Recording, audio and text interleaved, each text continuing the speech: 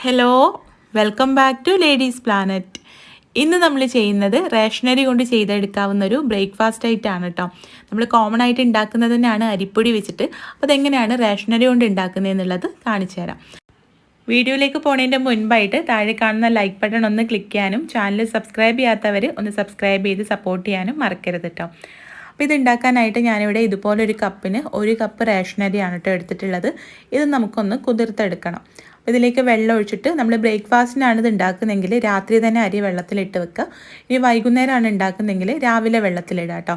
അപ്പോൾ ഇത് രാവിലെ ആയപ്പോഴേക്കും നല്ല പോലെ കുതിർന്ന് വന്നിട്ടുണ്ട്. അപ്പോൾ ഇത് കാണുമ്പോൾ നമുക്ക് പച്ചരിയാണെന്നൊക്കെ തോന്നും കേട്ടോ. അത് റേഷനറി കുതിർന്ന് കഴിഞ്ഞാൽ അങ്ങനെ തന്നെയാണ്. അപ്പോൾ മുൻപ് നമ്മൾ ഏതൊരു റെസിപ്പി ചെയ്തപ്പോൾ ആരോ പറഞ്ഞിട്ടുണ്ടായിരുന്നു നിങ്ങൾ പച്ചരി കാണിച്ച് പറ്റിക്കുകയാണെന്നൊക്കെ. അപ്പോൾ നിങ്ങൾ ചെയ്യുമ്പോൾ നിങ്ങൾക്ക് മനസ്സിലാവും. അപ്പോൾ ഇത് നല്ല പോലെ കഴുകി ഊറ്റിയെടുത്തിട്ട് മിക്സിയുടെ ജാറിലേക്ക് ചേർത്ത് കൊടുക്കുകയാണ് കേട്ടോ.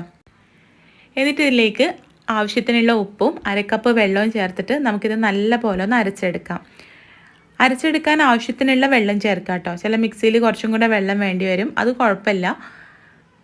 അപ്പം ഞാനിവിടെ 1 കപ്പ് വെള്ളം ചേർത്തിട്ട് ഇത് നല്ല പോലെ ഒന്ന് അരച്ചെടുത്തിട്ടുണ്ട്. ഇനി ഇതൊരു നോൺ സ്റ്റിക്കിൻ്റെ പാനിലേക്ക് മാറ്റി കൊടുക്കാം. ഇനി നമ്മൾ ഫ്ലെയിം ഓൺ ചെയ്തിട്ട് ഇതൊന്ന് കുറുക്കിയെടുക്കുകയാണ് കേട്ടോ. അപ്പോൾ മീഡിയം ഫ്ലെയിമിലോ ഹൈ ഫ്ലെയിമിലോ ഇട്ടിട്ട് നമുക്കിത് നല്ല പോലെ ഒന്ന് കുറുക്കിയെടുക്കാം. നമ്മൾ ഇളക്കി കൊടുക്കുന്നതുകൊണ്ട് തന്നെ തീ കുറച്ച് വെക്കേണ്ട ആവശ്യമൊന്നുമില്ല കേട്ടോ. നല്ല ഫ്ലെയിമിൽ തന്നെ ഇട്ട് വെക്കുക. എന്നിട്ട് ഇതുപോലെ ഇങ്ങനെ കുറുക്കിയെടുക്കാം. ഏകദേശം ഒരു 3-4 മിനിറ്റ് ആകുമ്പോൾ തന്നെ ഇത് നല്ല പോലെ തിക്കായിട്ട് വരും കേട്ടോ. കണ്ടോ, ഇതിങ്ങനെ തിക്കാവാൻ തുടങ്ങിയിട്ടുണ്ട്. നമ്മൾ ഇളക്കി കൊടുത്തുകൊണ്ടിരിക്കുകയാണെങ്കിൽ ഫ്ലെയിം കുറച്ച് വെക്കേണ്ട ആവശ്യമൊന്നുമില്ല കേട്ടോ. അപ്പോൾ ഏകദേശം ഒരു 4 മിനിറ്റ് ആയപ്പോൾ ഇതിങ്ങനെ നല്ലപോലെ തിക്കായിട്ട് വരുന്നുണ്ട്. നമുക്കിത് കൈകൊണ്ട് ഇങ്ങനെ ഉരുട്ടിയെടുക്കാനുള്ള പാകത്തിനാവുമ്പോൾ ഫ്ലെയിം ഓഫ് ചെയ്ത് കൊടുക്കാം.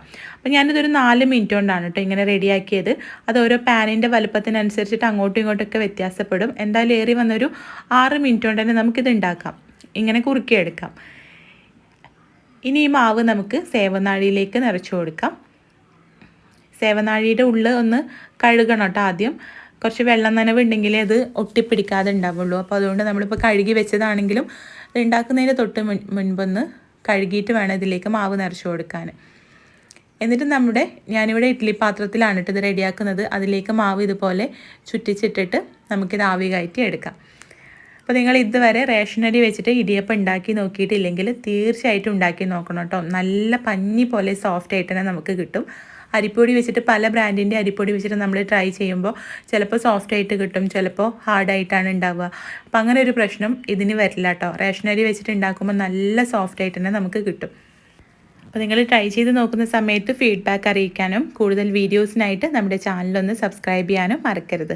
അപ്പോൾ നമുക്ക് അടുത്ത നല്ലൊരു വീഡിയോ ആയിട്ട് കാണാം.